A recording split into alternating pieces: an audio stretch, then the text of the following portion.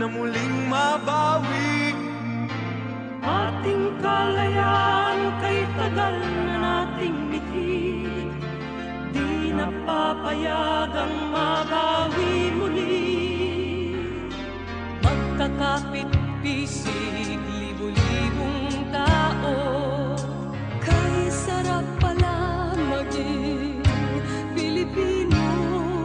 Sama-sama iisa ang adhikain, kailanman di na maaalipin.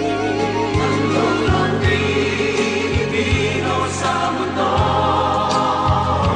mapayapa para ang pagbabago. Katotohanan, kalayaan, katarungan ay kayang makamit na walang lahat. Basta't magkaisa tayong lahat.